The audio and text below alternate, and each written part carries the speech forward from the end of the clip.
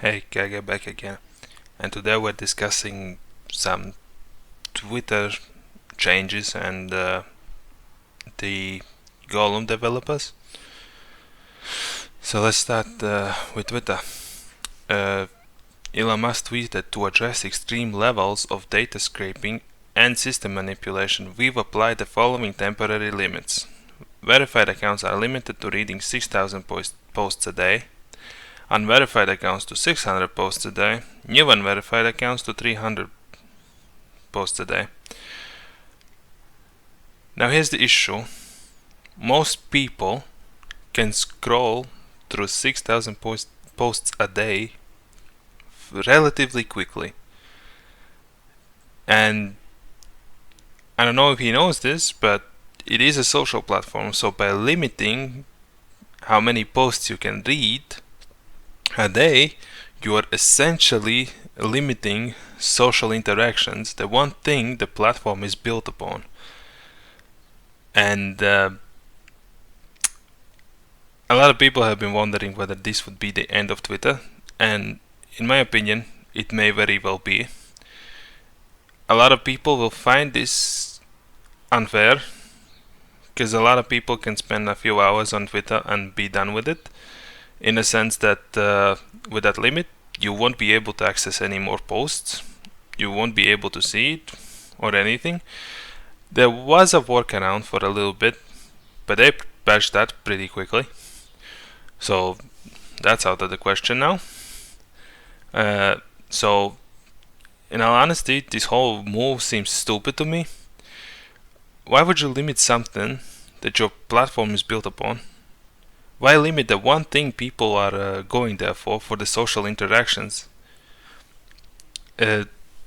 People can't interact with their audience or anything like that anymore, because if you have a lot of audience, you will scroll through the 6,000 posts a day really quickly if you're actively engaging with your audience.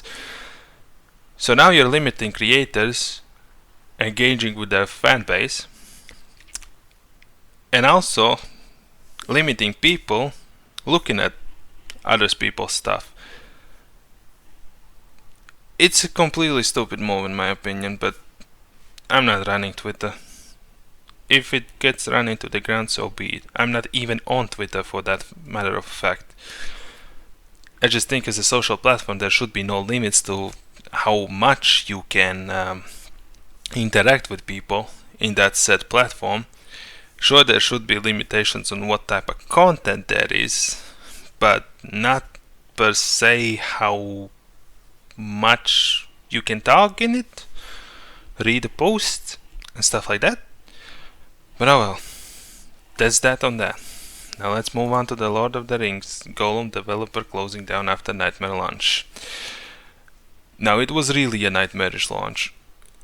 The game animations were not good. The gameplay was not good. I mean, it was so brain that you could just stand basically in front of the guy in just a little bit of a shadow and boom, you are hidden. It's like, come on.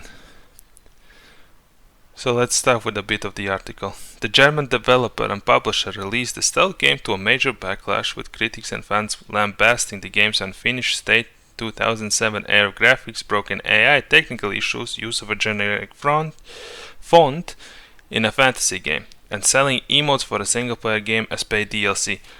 That's what's so stupid in general. It's like, you release a game that is complete shit. I mean, did you not people test this out? It shouldn't have come out to begin with. The idea may not have been totally bad if executed correctly, but the way the game was, it was completely bad. It was just not fun. And the morality system wasn't even there. There was no difference between whether you were choosing the path of Smeagol or Golum. It didn't affect nothing in the end, so the whole system is completely pointless. And the paid DLC for emotes. I've always disliked let's call them microtransactions, that you buy animations in a game. That's a single player game. They should be there by default. Instead of, if you want your character to have this type of animation, then let's pay $2.99 and you shall have it. It's completely ridiculous to me. Now it's sad the fact that the Golum developers are shutting down. The development department, they are shutting down, and apparently they will focus now on publishing only.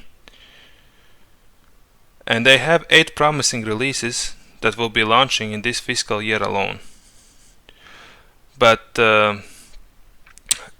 it's sad that the people that were in the development team, some of them got let off. I don't have the specific numbers on me right now. I just remember reading about that some developers did get let off, so their team is smaller than now. Well, obviously, those people were part of the developer team, and since they are not going to be developing games no more, there is no need for those people. But in all honesty, the idea might have been fine if you, from the start, had a game that was working. And in all honesty, this whole game, the only way they could have fixed it would be if they remade the whole game from scratch.